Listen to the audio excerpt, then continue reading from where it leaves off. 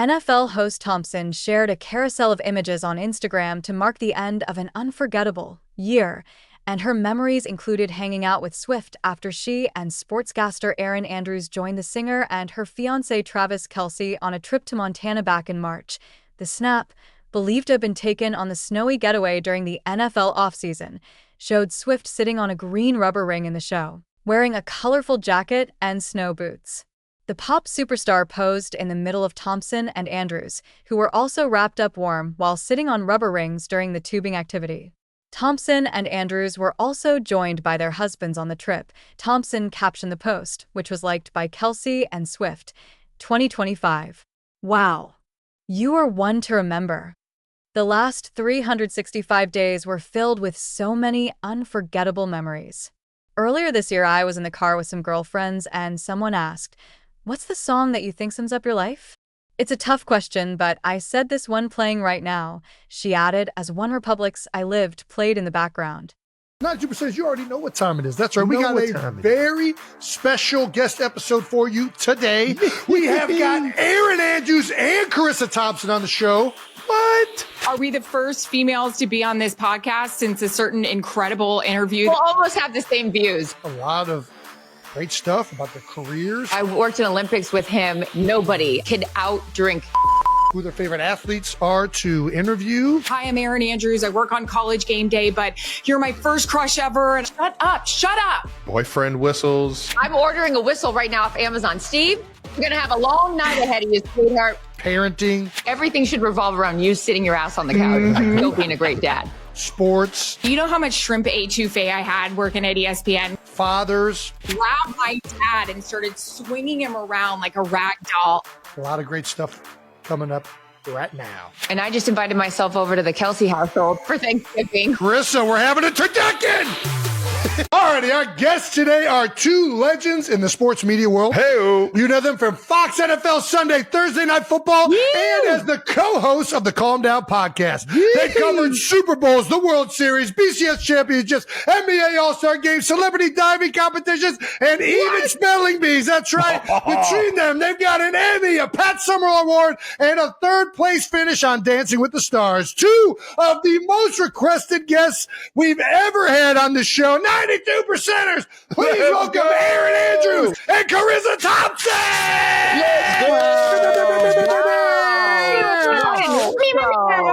Erin doesn't break those pom-poms out for nothing. There we go. That intro is everything You I wanted and know, more. I keep them locked down. Hi, guys. Thanks for What's having going us. on? I was fired up too. Get out. Bring them back. Come on, all of your children. Can we make the joke, Charissa? Are we the first females to be on this podcast since a certain incredible interview that you had? And we're going to be... Yeah, we'll almost have the same views. Yeah, I'm sorry, sure. guys. In this one. Mm-hmm. We're just lucky enough to have you guys on here. I got to know, who did the spelling bee?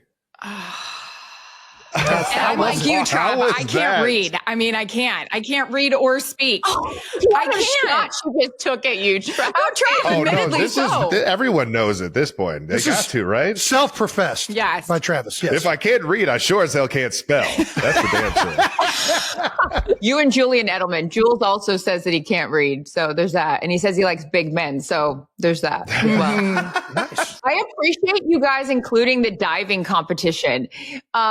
Respectfully, I say this, that the diving competition that I hosted on ABC was more of a flop than it was a splash, which was the name of it. Oh, They were like, yeah. let's have Kareem okay. Abdul-Jabbar on a, 35-meter platform and see what happens. I was like, whose And this idea didn't was do well? this? So needless to say, there was not a season 2. And I'd like to say third place was I lost. She won the competition to Nicole Scherzinger, Pussycat Doll. She had been in performing art school since she was 14 years old. And I got third place to Evan Lysacek, who had just won the gold medal for figure skating in the Winter Olympics. If I had been asked to read a box score, I would have fucking won. You know what I That's mean? right, Erin. That's right. You know what? I would have. That's a You're banger. number one in love our it. heart. Thank you. You were first place in my mind. All right, let's get into it. You guys have interviewed both me and Jason. Who's a better interviewee? Interviewee, yeah. Interviewee, Oh, Putting you guys, on well, the I hot had the spot. great privilege of interviewing you both at the same time. I don't know when Yes, this you was. did. This was like 10 lifetimes ago. It's got to be Yeah. at least 10 years ago that I sat down with you guys for NFL At film. least. I think it was Jason's Super Bowl. Yeah. And it was, we were by your old high school because NFL Films was doing a feature on you guys. And so I sat down with both of you and it was so wonderful. And that's when I learned, Travis, that you wear number 87 because of Jason. Oh, Don't yeah. let him tell you Which this. That's the Jason's biggest still load not of buying shit. it. He's How not. is that a load of shit? Did not pick that number because of that. You've somehow Yes, I did. retroactively worked this in. There's no way. it was the only number that I had a connection to. You just like Tony Gonzalez, and what did you wear 87 for? What did you wear 87 for? We went over this in the interview that Clarissa had with us in Cleveland. Travis told me that he wears number 87 because that's the year that Jason was born. And I thought that was so nice. And that's how it all started. Without Jason, I wouldn't be where I am today. Exactly. Now say it back, Jason. Without Travis, I'd be way more successful than I am. I'm holding them back. Complete opposite. On the flip side, though, Jason has been known to be the what is it? The Sandra, what was you the reading? woman that everyone was calling going you? on? No, Yeah, he's I not. was. No, I wish I was at this point. Jason has been known as a journalist himself now, being with Oh. ESPN. What do you think of his interviewing Were skills? you going to say Barbara Walters? There it That's is. what he was gonna Sandra. say. Diane Sawyer. I was like That's Sandra what you were going to Walters. say. Sandra Walters. Sandra Walters. Lesser known, Barbara Walters. Oh, gosh, I'm I digging think you're myself a killing hole it, here. Jason. We saw you. I don't know where we saw you recently, but yeah, I think you're doing an amazing job. I will tell you though, we were just making a joke about, when you guys had Taylor on. Carissa and I were both saying after that, you nailed that. Crushed. You freaking crushed That's that. so hard. And actually, I'm going to ask you some questions right now. Go ahead. Pre-prepared. I mean, because Yeah. you just were banging them out. We have a great editing team. They're very good. And I think anybody could have done a good job interviewing Taylor. Yeah. She was fantastic. And I don't know. I appreciate you saying that. It was a lot of fun. You did a good putting job, that yeah. interview together. I'm terrible. I can't interview anybody. I flip over my words. I stumble. No, you don't. But that was a fun one for sure. I've been in production meetings with you. Remember, I don't know, we were sitting in the back. We were sitting with you and Tom Rinaldi'd you.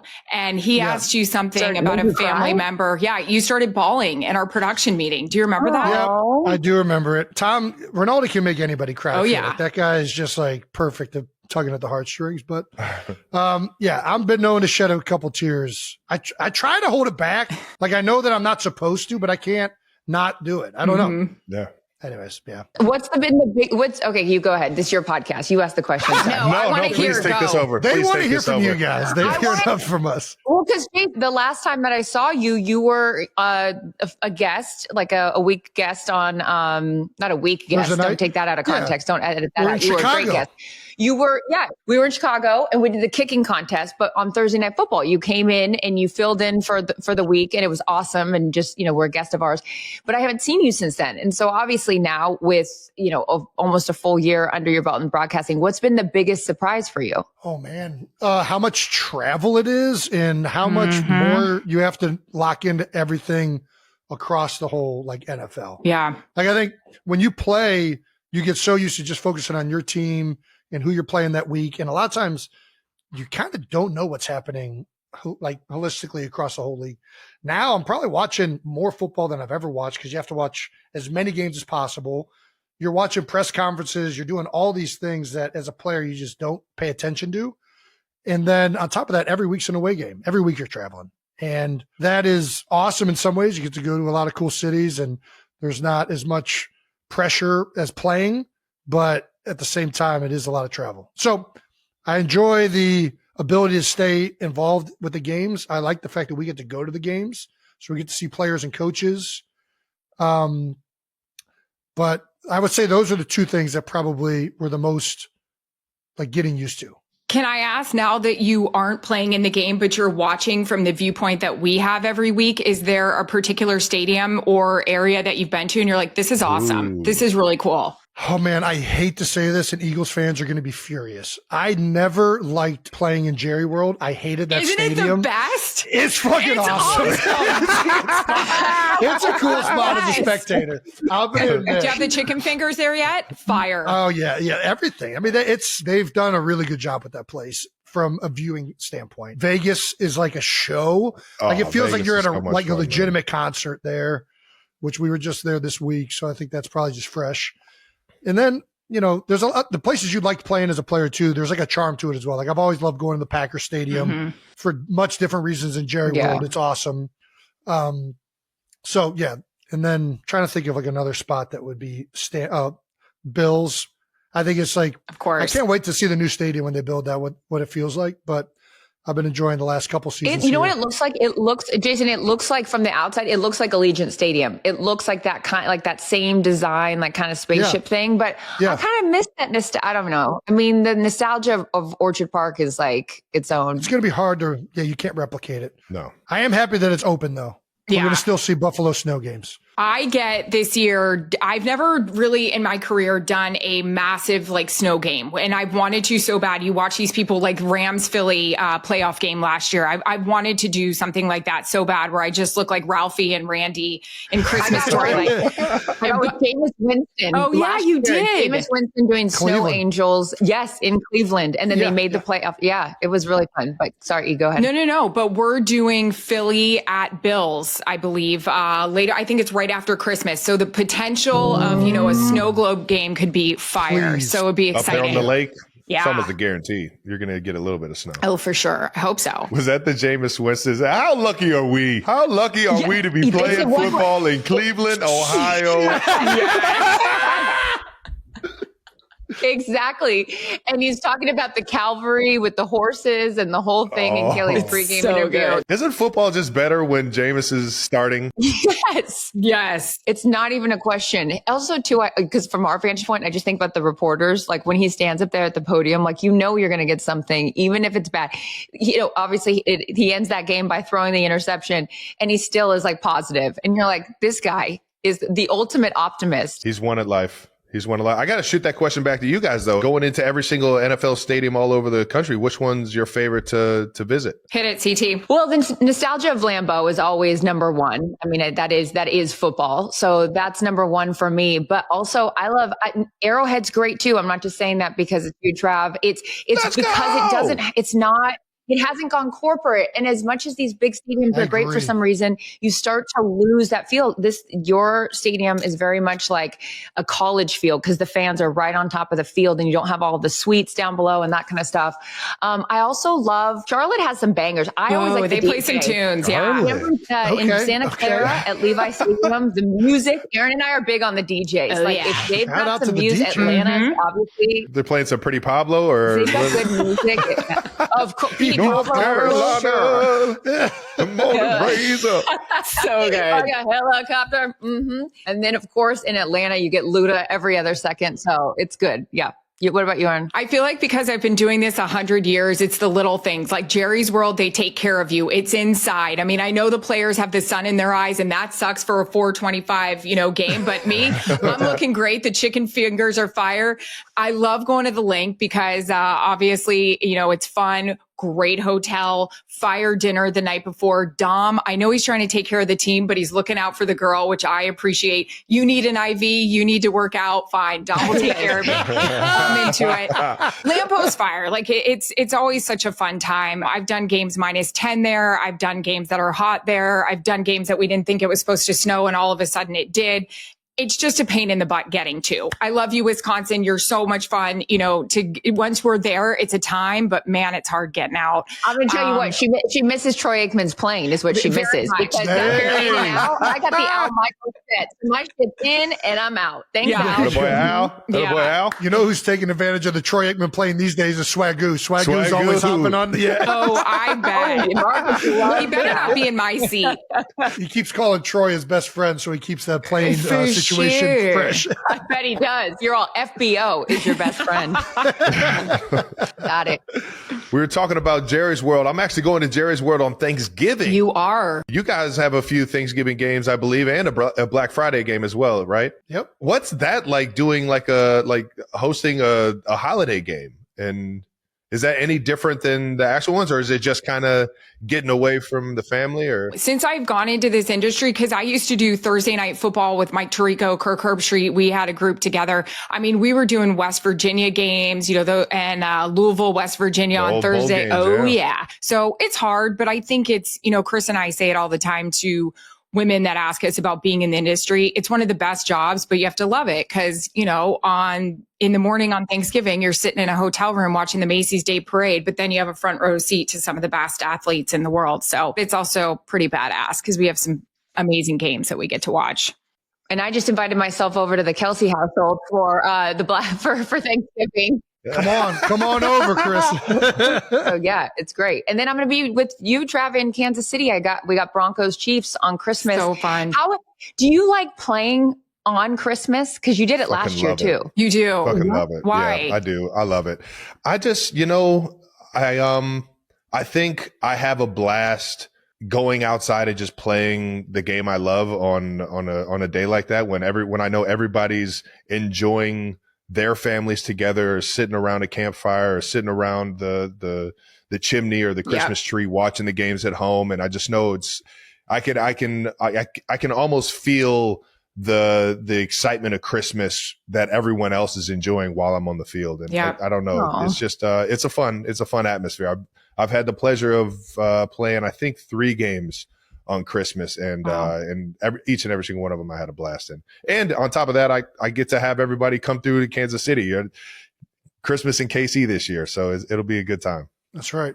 Those games just feel different. They do. Like Thanksgiving, we all on Fox, we pay tribute to John Madden, which is really, really special. So that day just feels different for us. Yeah. The turducken. Mm-hmm. You guys ever had the turducken? I have never had one. I've always wanted to. I don't even know where you get that. I'll get one sent to your house. They send us all one. Yeah, we'll get them for you guys. Carissa, we're having a turducken. Goddamn right. By the way, I'm packing that on air, Al, and I'll see you in Philadelphia. It is so good. Can you fry a turducken, or does it have to be roasted? Well, how do you cook a turducken? That's a great question. Why not? Well, because there's stuffing on They're the like inside. Yeah. Oh, yeah. There's a lot of things in there. Hey, one guy that we all love on this podcast a lot, Greg Olson. We had Greg Olson eat a turducken one year, and it was just like, He went crazy. Engulfed it. oh my God, so it? good. Hands through the hair, by the third quarter, it was so fabulous. Yeah. Forget the gel. It's just straight grease. Jason likes to do a fried turkey. Yeah, we I do do like too. frying. I prefer the fried Same. bird. No, I'm saying you like to fry your turkey on Yeah, Thanksgiving. I'm frying it. Yeah. Same. All right. I Get just some want to make peanut sure. oil. Yeah. Wait, There you you go. actually do it, Jace? Oh yeah. Jared does I've it done it too. twice. Yeah. He's gone through 3 fryers. I do tend to leave the oil in the fryer outside for too long, and then we got to pitch the fryer. But yeah, So what's the key to a perfect fried turkey? got to brine it. Definitely make sure that it's completely thawed and there's no, it's not frozen. All that leads to a disaster. You don't want that. You got to make sure you get the fill line properly, right? Because obviously Proper fill line. when you put the turkey in, the oil is going to come up. So you don't want that oil too high, but you want enough that it's going to cover the bird. But yeah, you brine it. There's an injector. One of our former strength coaches told me, I forget the name, but there's a specific injector of like butter Creole seasoning that you inject right before you put it in the fryer. It is real good. Very good. Yeah. That's about it. Yeah.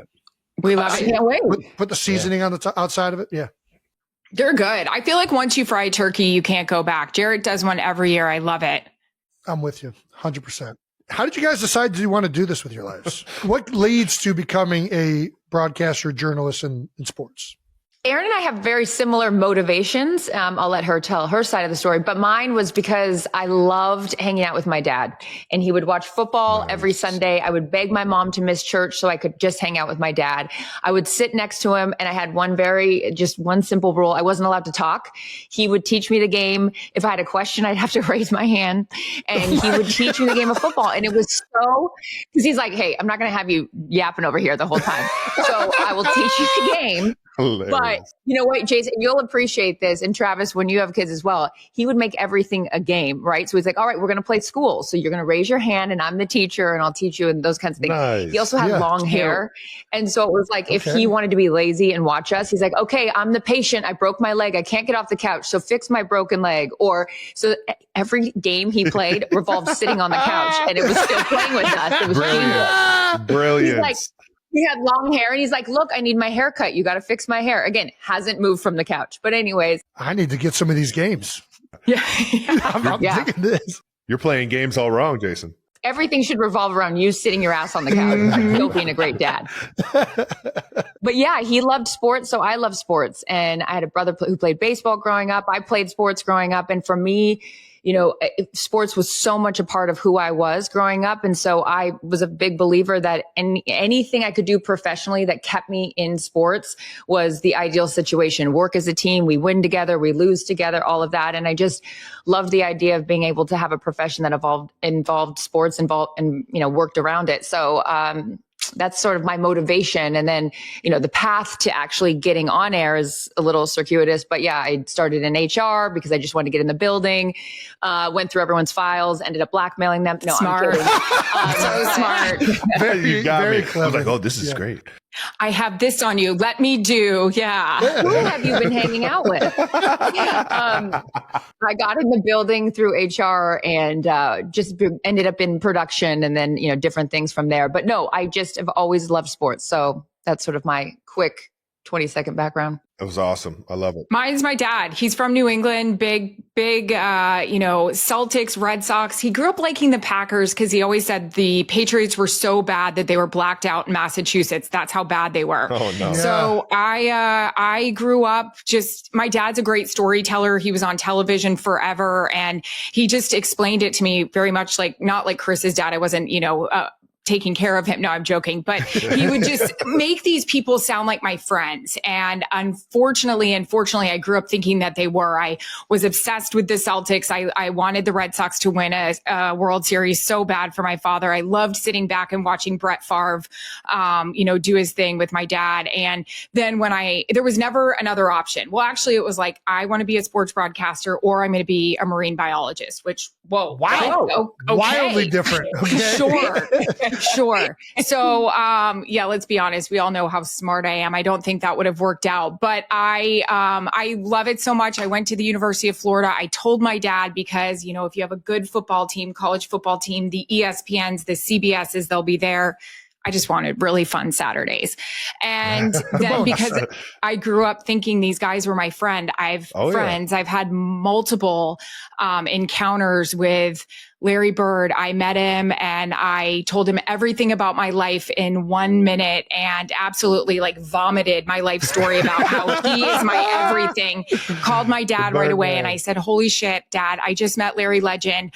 I think I embarrassed myself. I talked about all this stuff and he goes, oh my God, can you go back and say I'm sorry? I'm like, no, Dad.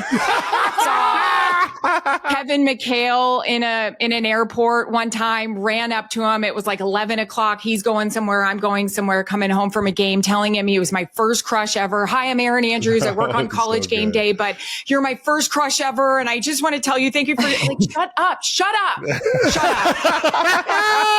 One cool ass story though, like you think about like giving it, you know, paying it forward and, you know, with your parents and everything. When I worked for ESPN, no, actually Fox, I got to cover the World Series and, I took my dad to Fenway. It was actually right after, the marathon and everything and how dramatic that was. But I brought my dad onto the field after they won.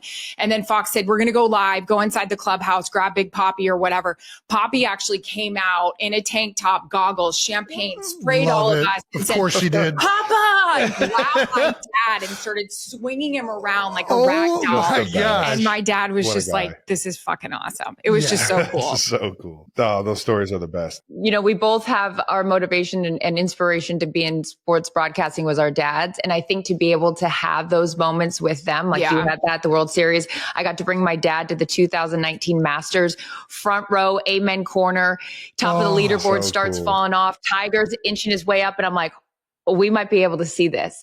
And then we go to 16 or second row at 16. He birdied 16. And I sat there and I was like, holy shit, I'm going to be able to experience Tiger winning the Masters with my dad.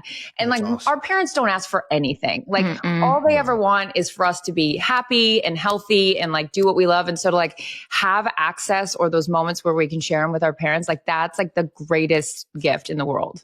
Yeah. That's awesome. Giving the fam those kind of memories, those kind of moments, it's you can't put a price tag on it. My daughters don't like watching sports with me yet. How do I start to convince them to like watching sports? Is it the haircut? I got to start playing with the games? Is that the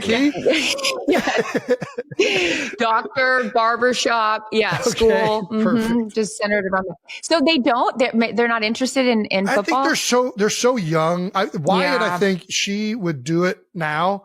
She usually wants to watch some Disney movie or another thing yet. But hopefully, I'm hopeful that it's going to start to happen here coming up. I got to start coming up with a game. I think that's the way. I got to figure out some way that we're doing something and playing while the game's happening, because the attention span's not there. These kids to stay, they can't sit down and watch. No, they just want the screen to be changing continually. Stimuli. Yeah. Crack. Give it to me. I think that's also what was so special about, Erin and I have talked about it, with women and young viewership, Taylor's impact cannot be overlooked. Those little girls that maybe didn't have an interest in football and then sit down because it's her, the commercials and the different little videos that you see that now all of a sudden the dads have a bond with their daughter over her, is so special. Again, as two women who have made a career out of this because of their dads, to have those moments, who knows what kind of impact that will have later on in their lives in a myriad of different ways. But it's really special to see. That was just it for me, was just having that time with my dad, because my dad worked the weekends. He was, on TV at night, so I didn't get to see him. So that was our special time to do that. So maybe you carve that out as your special time with your kids. I don't know. I like that free time. I mean, I'd rather watch football than some of the other things we're doing. I think also you just mentioned Taylor and how much she's gotten girls into the sport and dads and daughters together, which that's one of the coolest things I get when people talk about Taylor and Travis, and hearing from dads or hearing from daughters about that. It's an awesome thing. But also, how much do you guys think about how many women you've been impacted that watch sports? Kylie was a communications major. She raved about both of you guys and how much she's loved the platform that you've put women on in sports. Do you guys often think about that and how many women look to you guys as role models for being involved in sports? Thank you for saying that. Thank you, Kylie. That's high praise from you. But there was a young lady, her name's Alexandra. She works as a Patriots reporter. She has for the last 5 years. She's been in the industry for 10 years.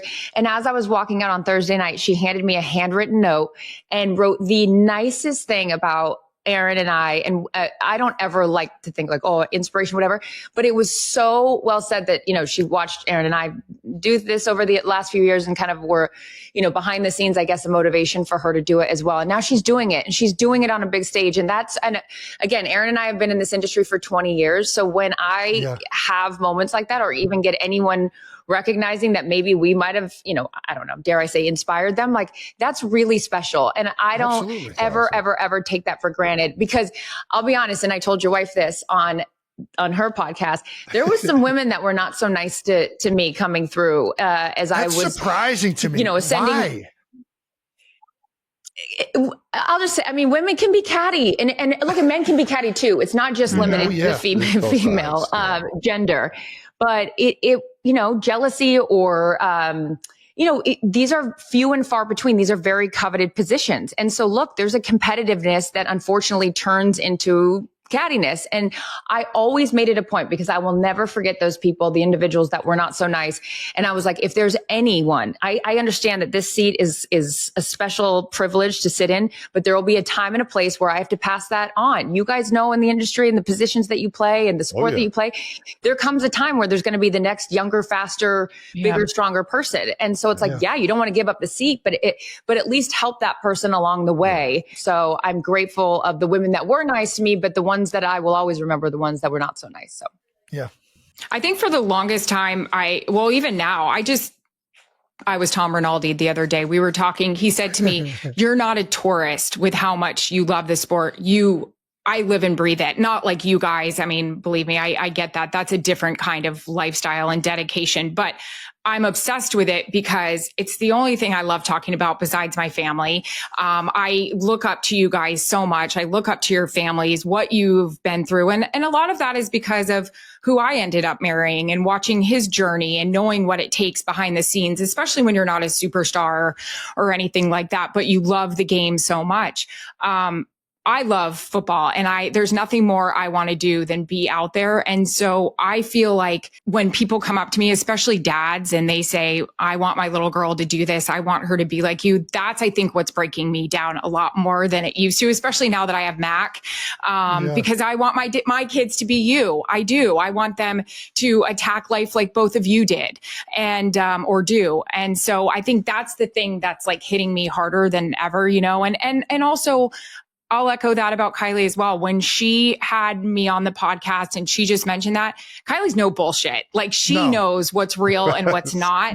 And when she just said, hey, you've done this and I've looked, that hit me. Like I got, tears in my eyes, because she knows the people that care and love it and respect the players and the coaches and the organizations like Charissa and I do. So that means a lot to me when you're kind of stopped and like Charissa got that note the other day. Those are nice reminders. Absolutely. I bet. It's the best. Do you guys remember your first broadcast? You've done so many. Welcome to broadcasting moment. Were you proud of it? Did you black out? Do you remember exactly what you said? I remember my first ESPN one. Like I worked with the Tampa Bay Lightning. That was my first real gig out of college. I was the sideline reporter. I mean, Jarrett loves to watch those, like, if they're showing the Stanley Cup and he's like, look at Green Machine. I thought it was so great. The Tampa Bay Lightning were playing the Calgary Flames in the Stanley Cup final. I worked for ABC. I got to do it. It's Game 7 back in Tampa. The team I got my first job with. And you know what? My mom and dad and we went to the West Shore Mall and we went to Ann Taylor, and I picked out a green top that I thought would be fire for Game 7. Let's go. So Jarrett loves when they start playing that. He's like, look at the Green Machine there with the old brown lip liner and all that. Oh my gosh. My first ESPN game, they threw me after I got, I did that for ESPN. They threw me on Saturday Night Football, which was, such a huge deal. And I think it was Virginia Tech, USC. And it was somewhere. It wasn't even at their stadium. It was such a big night for those two teams. And, I remember we had a jib cam. Jason, you know the one, because I think you guys use it. They had a jib cam, and I was gripping that microphone so hard, but I also was standing with my legs like this. Like I was bracing myself like a cheerleader, like the old. And my producer, after I nailed my hit, goes, hey, great job. So next time we do this, close your legs. I needed a good base. CT, what about you? When I, worked in HR, then I moved into production, and I was like, I want to, be in sports broadcasting. And they're like, cool. Good luck with that. So I work in production. And so I took whatever job was available in the production, because it was remember all the RSNs, like the Fox Sports Rocky Mountain or Fox Sports Pittsburgh, all of those. Yep. So I moved to Denver. And I became a production assistant, and I just worked behind the scenes, and I did anything I could to learn the trade and all that kind of stuff. And so then they were like, well, we're going to send you out to like local bars and, kind of interview fans and all that kind of stuff. So that was my first on-air experience, was in a bar. And I was like, well, this is weird. So natural in this environment. I'm in my element. Yeah, these are my people in here. So then that got parlayed into, they let the girl go that was on air as their Rockies reporter, the Colorado Rockies. And so they were like, we'll give you a shot. And if you're okay, then we'll give you another shot. And then they kept giving me shots. And so that turned into a 2-year contract, which was awesome. Anyways, so that was my first on-air experience. But my first welcome to TV moment, TV in a cold environment moment, was I'm working for the Big Ten Network. It is a Golden Gophers game. We are outside. You know the one. You know the one. I got the microphone. All right. Coach says da da da da da. And the play cock. I mean, play. No. My mouth is frozen. Oh, yeah. I can't correct myself. So finally I just go, Tom. You guys got it from here. And that's the worst, Jason. I don't know if you feel this way on air. It's like once you stumble, it's like, and then you try to correct it. It's almost like lying. The cover up, the continue. It's like, my mouth was frozen. It was just a wrap. Oh, that's funny. Do you think it's easier to get into sports broadcasting now or versus when you guys first started? What do you think of the current landscape? I think the one thing that's cool is there's a lot of avenues. Like these teams have their own like digital, social production studios that are nicer than what I was ever, introduced to before I got to Fox or ESPN. So I think there's a lot more opportunities in terms of how you get into the industry. But I will say this, Leslie Visser gave me this piece of advice, and I don't know if you're just talking about being a female in the industry, but I say this to young girls, I kind of copy her, but being a female helps you get your foot in the door, but in order for you to stay, you have to work your tail off. And I think that's because of being a female, right? And that's the chip I have on my shoulder. But yeah, I do think there's a lot more opportunities. What do you think, CT? Yeah, I mean, in the digital age that we live in, I mean, there's so many different platforms. I mean, you could start your own channel. You could, whether it's a podcast, whether it's a YouTube channel, any of these things. There's so many Whereas for us, I mean, 20 years ago, it was, the CBS, the ABC, the, Fox. I mean, there was only a couple. And as I mentioned, those regional channels as well, or your local news. I remember when I was working my way through production, somebody said to me, a news director, and he was like, you send a resume reel. And, for me, it was on this, I took it from a beta and a DVC Pro and I put it on a CD. And he's like, there's going to be different news directors that are going to put this tape in for all of 5 seconds. So if you don't capture their attention in the first 5 seconds, it's a wrap. You're going to be thrown in this pile with a bunch of other tapes of people that want to do this.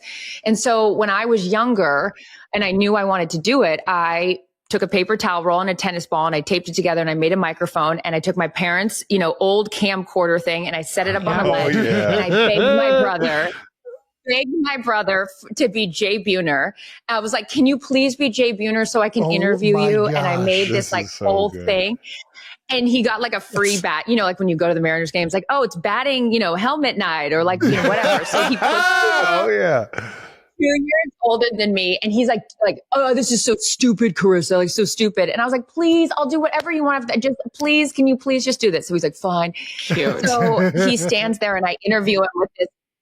Yeah, I mean, I was like, you can't be Ken Griffey. I mean, unfortunately, I would have liked that, but I'm trying to make this as realistic. That video would have been epic. And I ended up using that on my resume reel. That's on your reel. That was on your reel? Yeah, because I was like, how am I going to get these news directors' attention in the first 5 seconds? And so it was like a 10-year-old, little girl interviewing her brother. So anyways, those were the things that we had to do. Nowadays, with social media, you don't have to, create your own show on attention. Instagram, you just have to get followers and you have to do all of that stuff where it's there's a following. There's a whole different avenue that you can approach it from, which is great. I mean, the more the merrier. That's what I say. I mean, here's my thing about that too, and welcoming in everybody. There's room at the table for everybody. And if there isn't, then get another table and build a group over there. So I think it's awesome that if anybody wants to do this job, there's opportunities. But again, as you work your way up, there's those coveted ones that are few and far between.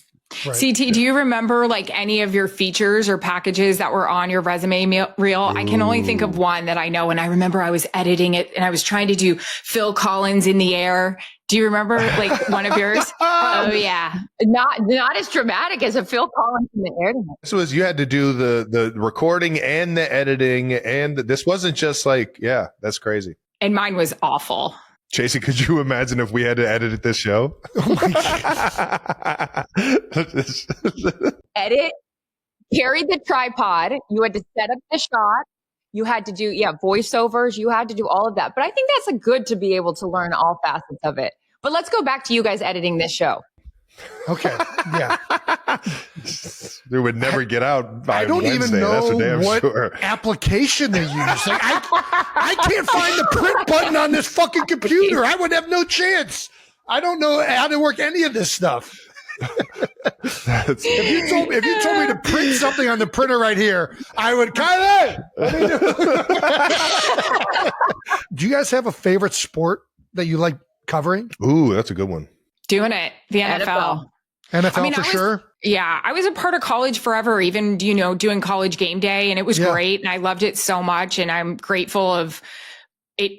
Really just formed me. It taught me a lot. I mean, it did. And I made great relationships with the guys that I worked with, but I knew, and this was a big thing when I left ESPN to go to Fox, I was like, am I doing the right thing? Should I not? I mean, I talked to Coach K, I talked to Chip Kelly, I talked to a lot of people that I worked with, and I was like, is this the right thing to do? It's the best sport to cover. It is awesome. And it's because of you guys. It is. It's just. Are football players the best? NFL players are the best to cover, you think? Hockey's pretty fun too. Hockey's a time. The athletes that play in the NHL are by far the wildest. They are the hidden personalities, of them. man. Oh yeah. Their party, their fun time. Yeah. And they will say more outlandish things. I feel like NFL guys are more buttoned up and kind of toe the line mostly. Whereas I feel like NHL guys, you'll get like some great sound bites out of these dudes. There's a little bit of that protect the shield from the NFL, where hockey, because I covered hockey for a couple years when it was Versus. It became part of NBC's package. But I love playoff hockey. There is nothing fucking better. I got to say, like, yes, of course, playoff, the NFL, that's my number one. But right below that is playoff hockey. I'll never forget the Montreal Canadiens were an 8 seed. They knocked off the Capitals. Then they knocked off the Penguins. Then they took the Flyers. I think it was to 4. And just going and working a game at the Bell Center in Montreal. And like, it was an awesome experience. And I don't need to tell Erin because she's been to more hockey games than she can ever remember. And Jarrett winning 2 Stanley Cups and like that whole experience. But like, hockey is incredible. I loved college. My first ever college football game I worked was Michigan App State. That big, the one, you guys, where they block field goal. Yeah. That's a fun one. Yeah. Right, and I remember I wild. was standing there and I was like, I mean, I'm obviously like, understand the game enough to be like, this is a D3 school. This is, this big upset. And so, I even remember my opening stand up. You could rob a bank in Boone today because no one is watching. Everyone's watching this game. Right. And then it ended up being a big upset. Great. We got in the car afterwards and Tom Brenneman and Charles Davis were the play-by-play and analysts. And they go, well, how does that rank of all the games you've worked? And I was like, well, this was my first one. And they're like, number one. It's all downhill from here. Why are you here? And this is very odd. There were 3 banks robbed in. Exactly. Boone, North Carolina had a lot of bank robberies that day. But no, it was college football's cool. The jump around at Camp Randall. I mean, Erin got to work SEC. I'm so jealous. I never got to work an SEC football game. Yeah, I want to go back to these SEC places. I've never even been single one of them, man. What? I've only played in Neither one. has Jarrett. He's never gotten to see any of it. I'm like, you have no idea. It's like Toronto Maple Leafs on, it's the next level. Now I'll tell you. So seriously, I know you went to Florida. What's the best environment, in all honesty, on game day? Because I've heard one like routinely, and I want to know if it matches up. When I was, working college game day, Saban, Alabama, it was the end all be all. I was like, I'm getting my kid. I'm giving him to Saban. It's going to be like Simba, the circle of life. He's going to make my kid go to the national championship and get him in the league. So Alabama is fire.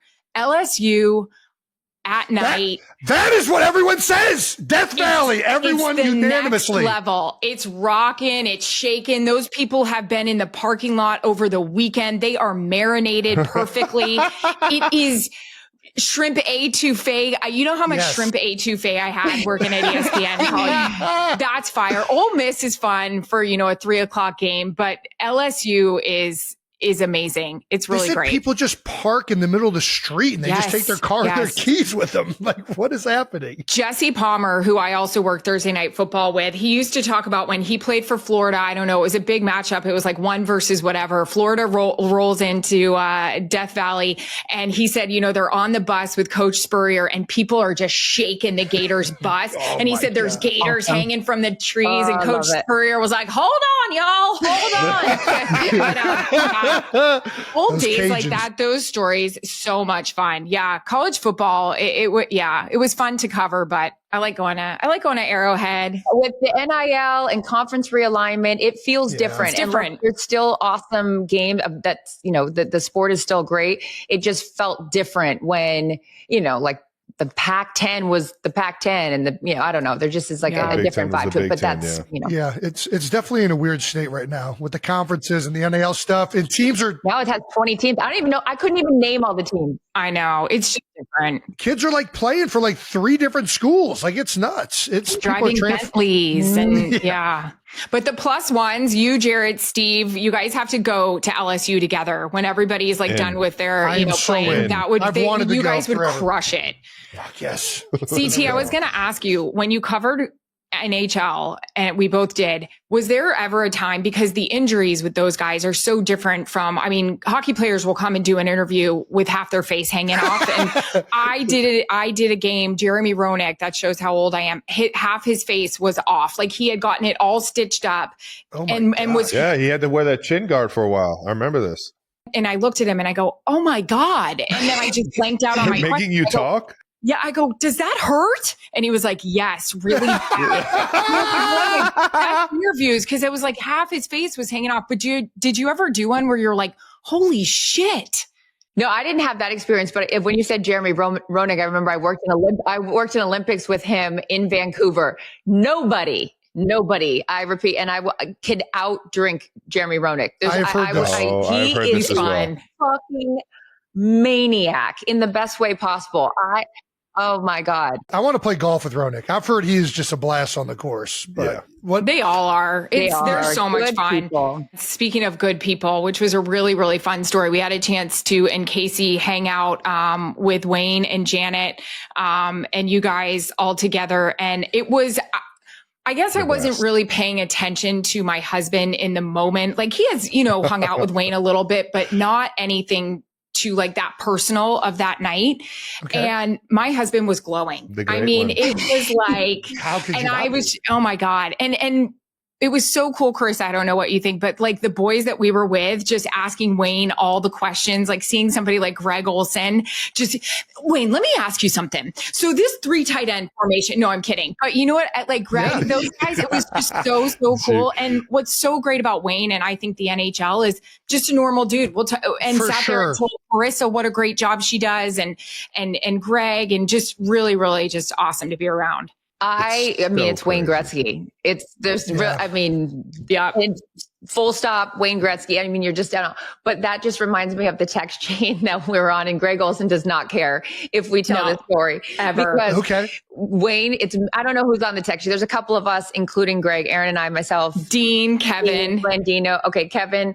And after that night, it was a couple of days later, like last week, I guess Wayne had texted Greg. He got his phone number and he just wrote, hey, this is 99. Okay. There's only 199. There's only one. It's not JJ Watt. That's what happened. Yeah. He actually said, hey, I just want to tell you, it was great hanging out with you. And I just was watching you and you do a really good job. And he also gave a little bit of a hint. He said, Janet and I really enjoyed getting to know you. So Greg sends a picture of the text to all of us on this chain. And Greg's response is, I'm sorry, who is this? He wrote, who is this? What? Oh my God. He had to be joking. No way. He wasn't. He had a few ones that night. I think we all had a few ones that night. That was a good one. My guy came in from Dallas. He was working a game in Dallas and came in just to get some food over at 1587. Had no idea he was going to run into the great one. That's amazing. Yeah, remember that game? That was the back and forth. Like that was the Giants Dallas game, and it went back and forth 100 different times. And he was like, "Oh, I'm not missing it." He is such an animal, Greg. What a time. The best. That's awesome. Wow. Wayne I had two posters on my wall as a kid. I had Wayne Gretzky and Mark McGuire from when he broke the record for the home run derby. Very odd. I was not fans of either of the teams. Sounds like but a I just love 90s both kid those right guys. there. That's right. Yeah. That's right. Bring steroids back, baby. Hey, I had a Brian Bosworth poster. Yeah. Oh, the Boz. What you got to do, just take steroids and you get up on the wall, kids. Erin, you just touched on the hockey players. There is this just being regular guys. I feel like there's a beautiful culture with hockey where if you even start to get a big head, your teammates will rip you apart ruthlessly. Oh, immediately. And that's just something I've always chop loved. you down one. And then one Ronick by one. with the cut, they brag about their teeth being missing. They'll take their teeth out at the bar and set it down on a can. And it's a badge of honor at being marred for life for those guys. And I can say this because I married one. They're some of the best looking dudes you've ever seen. They are gorgeous. But yeah, man, dude. all our and then they take friends, their teeth out and you're like, ooh. Well, on the Kings and our friends would walk around with gold prongs hanging down in the front because they're like, what's the point? It's just going to get, bashed in during the season. I'll wait to the end of the year to get the veneers put in. But fun fact, we have incredible health insurance with the NHL. We still have it. Nice. You want to know what we don't have good insurance on? Dental? Yes. Oh, no way. Oh, wow. They lobbied for it. The players was like, nah, The owners are like, yeah, we're not agreeing to dental for life. No chance. I'd love to ask you guys about some of your current coworkers. What former player has gone into the broadcasting world that has surprised you guys the most? Former player that's good. I had I'll just start while Erin thinks. I had a really unique situation with Amazon because everybody except for Tony had just come from playing. Oh, yeah. So Sherm just finished playing, Whit just finished playing, and Fitz They were finished all playing. fresh. So they had never done TV before. I remember we were in our That's first crazy production to even meeting, and think in the about. rundown, Yeah. it said banter in the rundown, and they all look at me and they go, "What does that mean?" And I go, "Oh, Jesus." I was like, "What do you mean? Head of the class. You don't know what banter Nice. is? Come It's just on. gone." Pretty self-explanatory, guys. Just start Yeah. talking.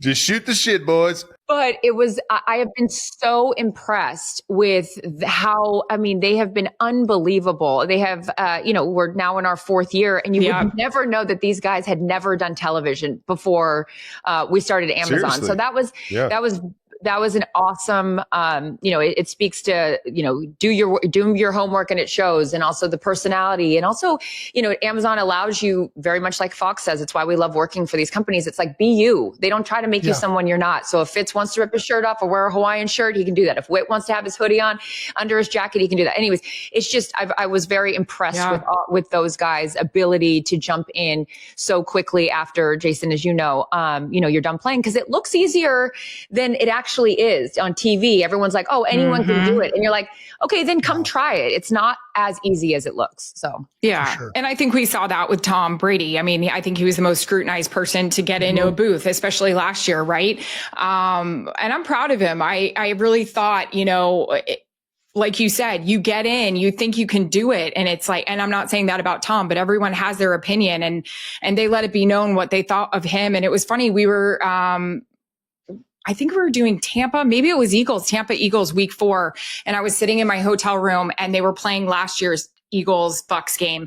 And I texted TB and I just said, wow, listening to you in this game, which was your 4th game of the season versus now, it's just night and day. And that's a testament. Right.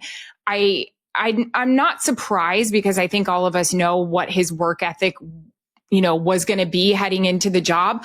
I think I'm more annoyed about how good he's gotten and how quickly. I'm like, come on, do you do everything well? This is crazy. And you look fantastic. He looks so good. I need to figure out what he's doing. His hair, his skin. He's not going to bars, Jason.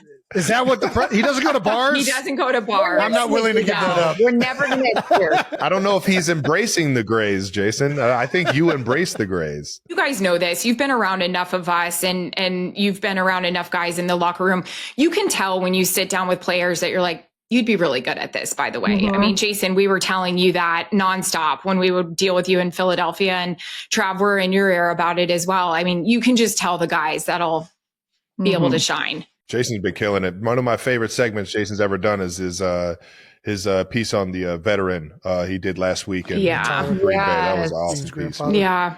Kept it together. Mm-hmm. That was awesome. You're the best. All right, that was just a little bit of a brother bragging. It was very sweet.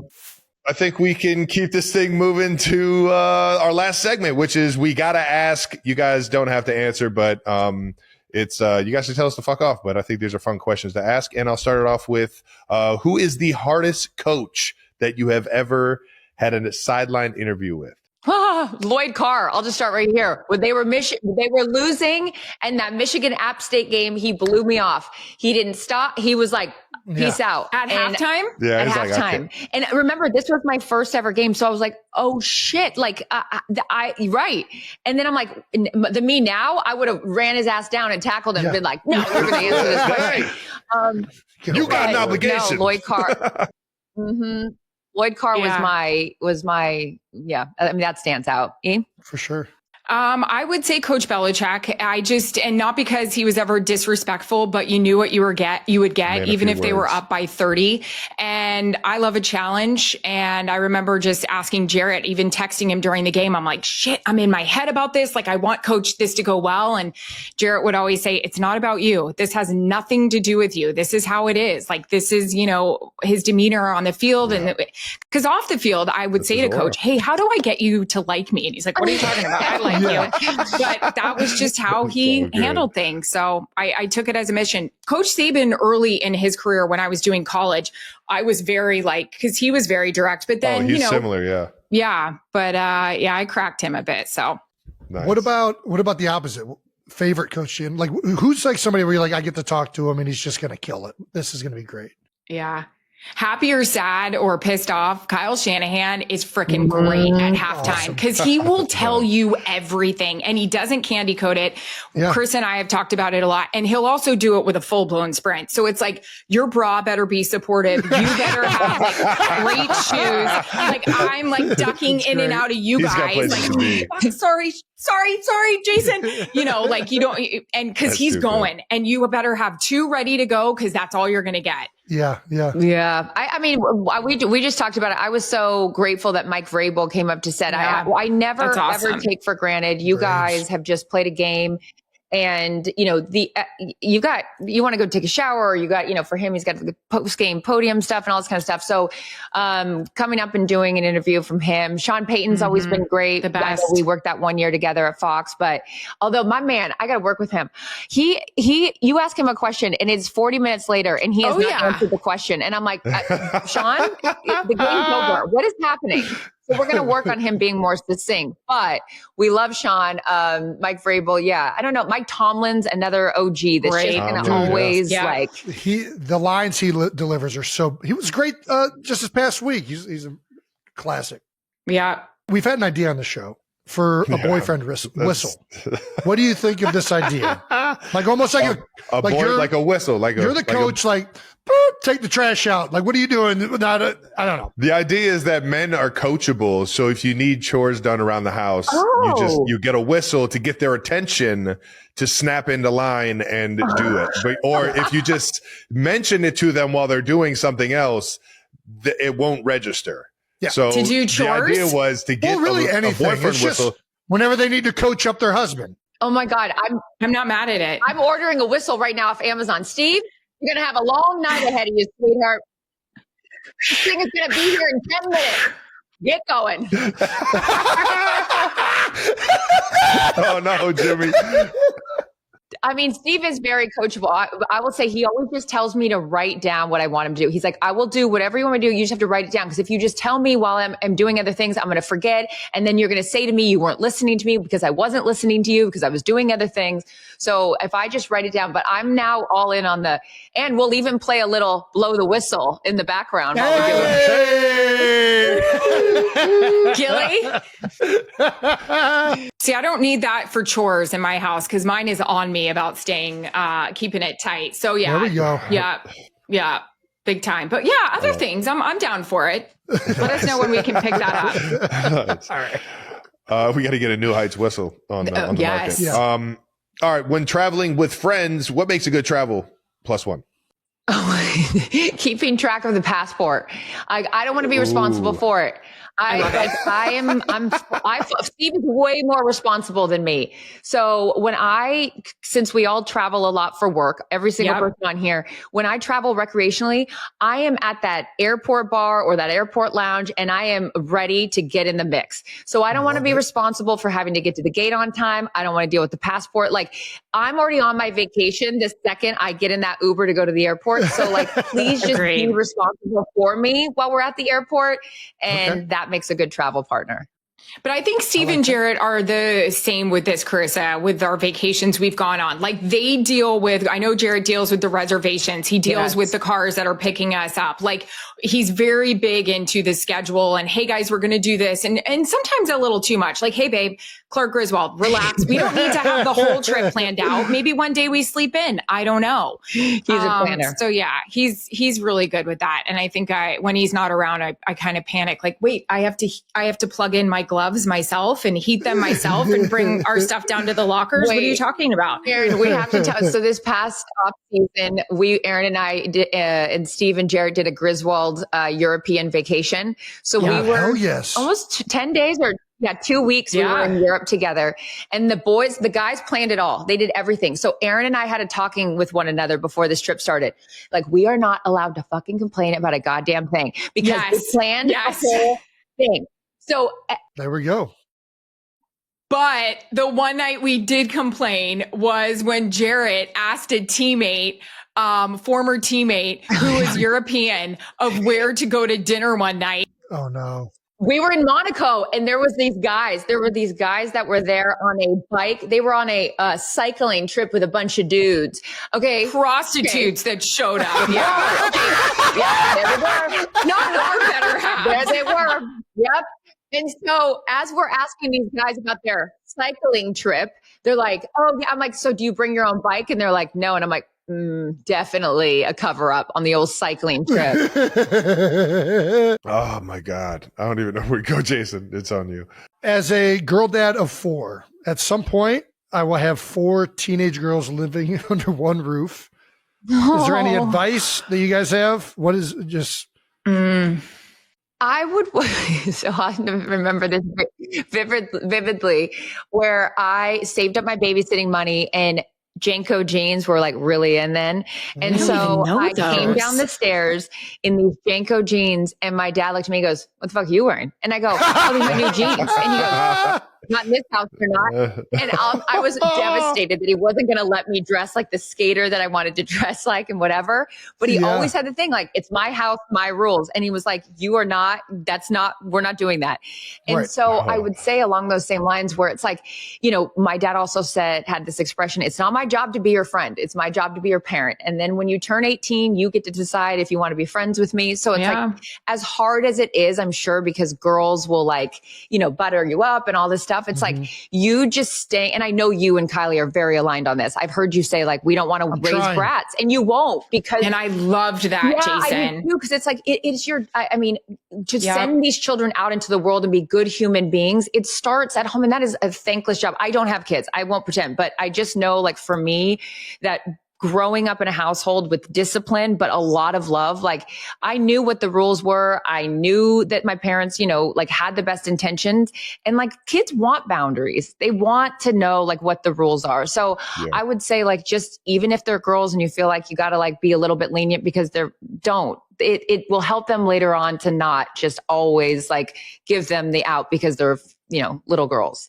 Okay. See, it's crazy. I'm running into this at my house. I did grow up with boys. I mean, it was my sister and, but I know Jarrett, and obviously had structure throughout his whole life. He moved away from home when he was 14 to go play junior hockey. Jarrett is easier on Mac than I am. And Mac's only 2, but like, prime example, he's kind of acting up yesterday. And I said, Jarrett, now's your time. And he's just like, I know. It blows my mind, because I am very much like, and I loved when you talked about Disney World and your daughter, and you just said, I don't want to raise brats. Because yesterday I decided, hey, let's, no, you're gonna have half of it. I love that. Because that's how I feel. And so it is a real balance here. But now I'm today I felt like before he left for the rink, I was like, wow, our parenting skills, like we need to get on the same, level here.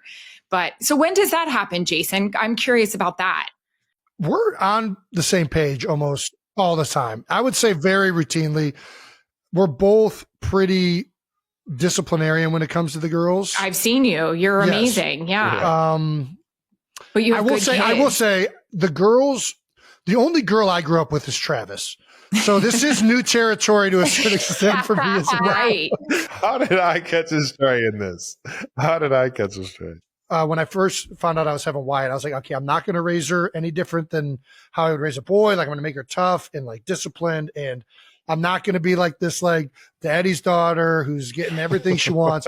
And then like the moment she came out, it was like very hard to not be that dad. Like it becomes very obvious exactly what you're talking about, Charissa, where it's like, it is very difficult when they look at me a certain way to not cave like instantaneously. And especially those eyes on your girls. My gosh. And I will say Kylie is better at resisting that than I am 100%. So I could still though, listen, like the waffle story. Mm-hmm. If there's anything where I'll cave for like a treat or like something innocuous, but if it's like either being selfish or mean or lying or like any of like the big top of like, we're not going to put up with this, I'll for sure like put my foot down. And I think in our house with the two girls, and I feel bad now for my mom with this, my dad was always like, because we knew, dad wasn't at home during the day. It was always mom. And so we acted differently for dad. And I feel bad that I did that to my mom now. So obviously our relationships are, I'm so sorry, mom, because now Mac does that to me. But I feel like you'll always be a different role with daddy. So yeah, that's interesting when you have to figure out to be the disciplinarian. Yeah. I was just thinking about, and I know we all grew up in the same era where it was like, we didn't have cell phones and our parents weren't like calling us. When they would leave during summer vacation, they would leave that note, the proverbial note on the counter that was like, these were the chores for the day. And if you didn't get that shit done by the time we're home, you're in trouble. And it's like, I miss those days where it's like those, you understood what the rules were. And I'll never forget the garage door opened and I was like, shit, we haven't done it. And my dad was home and it was like, we're all running around trying to do all the chores. But it was like, it was the rules were pretty clear cut. It's like, a simpler time, guys. It'll be crazy. I mean, even in the next 10 years, what our kids will be doing with, I know, like AI and like all that stuff. It's kind of hard to even like comprehend.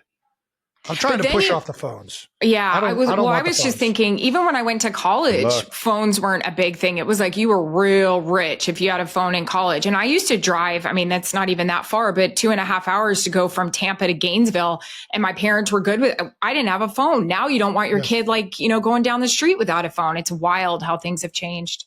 Our dad used to give us a calling card. Did you ever have those for the payphones? Of course. So whenever we went out to go like play baseball at the field, if we ever needed a ride or anything like that, go to the park. We would pull out the card that dad gave us just so we could call it from the payphone. It started off though. I was calling him collect.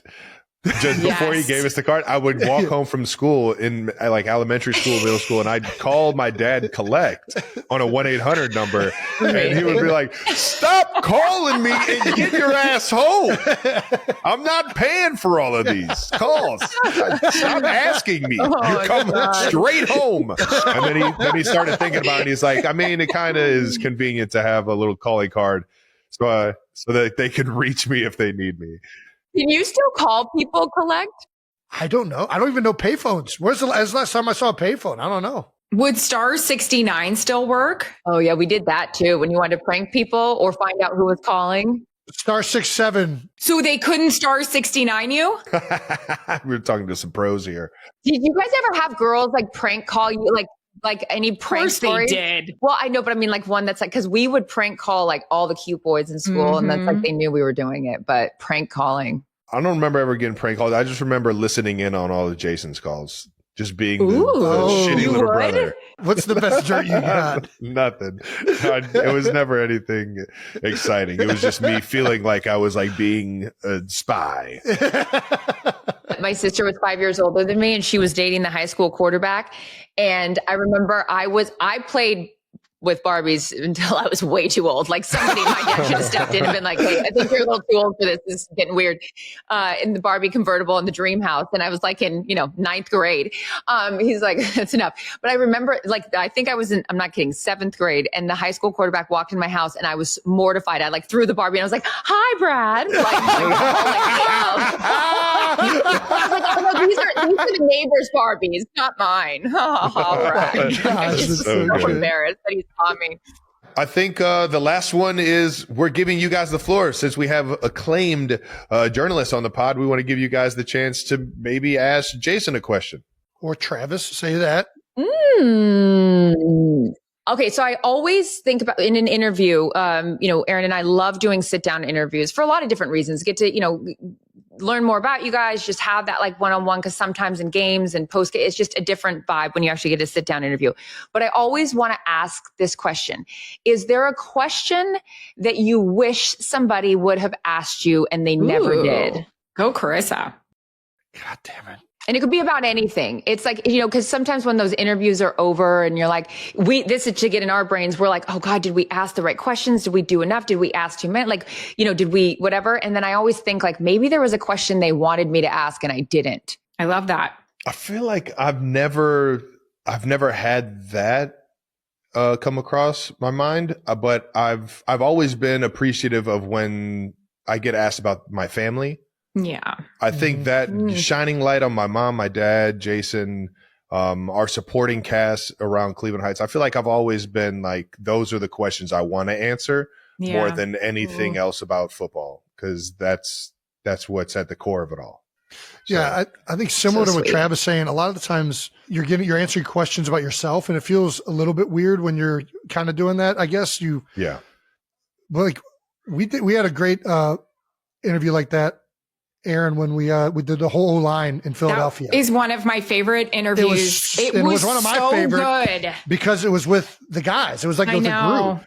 So I fell in love with all of you that day. That was so special.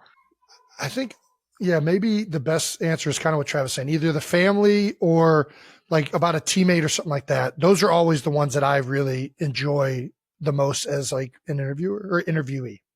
I'm going to bring some humor to it. When I started in this industry, I had a lot of athletes tell me about people that interviewed them that had really bad breath.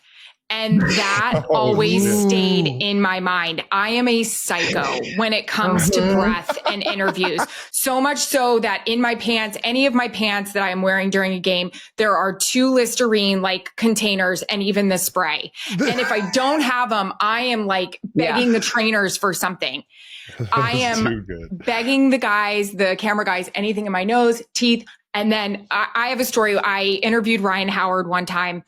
And I took in the Listerine thing, they were stuck together. So I think there was like 4 of them and I took it and my breath was so fresh. It hit him in the eyes. And I said to him, oh my God, are you crying? And he goes, no, but your breath is so fresh. Like it just got me in the eyes. I think we've all had that experience of bad breath, and it's difficult to carry on a conversation. There's definitely some guys I could throw under the bus. I won't do it. But yeah, I think of opposing players when you guys are talking so close. That's my one thing. I'm like, oh God, their breath must be tough. But yeah, you don't think about it during the game, huh? Yeah. Have you noticed it ever on the field? I've more noticed my own teammates. You're sitting next to somebody in meetings, and then all of a sudden it's like, God damn it, he's having a day today. Like it's nothing worse than somebody ripping ass in the huddle, though. It happens like 3 or 4 times. Like, all right, listen, man, you got to get this under control. This is ridiculous. It's sitting right next to you. This is the difference of sometimes, not all, because Erin and I are very honest with each other, but the difference between men and women is 2 guys walk into a party with the same shirt on and they come up to each other and like, you look fucking great, man. Look at that shirt. What a great shirt. You look awesome. Yeah. 2 women walk into a party with the same dress and they're on opposite ends going, that bitch looks terrible in this dress. God damn it. It looks so bad. And it's She's making this dress look so bad. It's so different. It's like men would be like, bro, your breath is awful. So here's a mint. And women would just like skirt around it and be like, anyone want a mint? No, you're talking to Sarah over here. Sarah needs the whole outfit on. Yeah, Clarissa, you guys are the fucking best. My face hurts so bad from laughing. Overdue. So Thank you for coming on. hard. This was so much fun. I can't tell you. Thank you We for your laughed more time. here than we've laughed in a long time. This is great. Exactly. You guys are the best, seriously, and congrats on the success. Like, I mean, we, us, Erin and I, having come from this world from a long time ago, sitting with you guys in that random warehouse in Cleveland, like we're your biggest fans. So, Yes. Love you guys. You're the best. bye, you guys. Thank you. And that wraps up another episode of New Heights. That's right. Thank you to Charissa Thompson and Erin Andrews. And also, make sure you subscribe to the New Heights channel on YouTube and follow New Heights on the Wondery app or wherever you get your podcasts.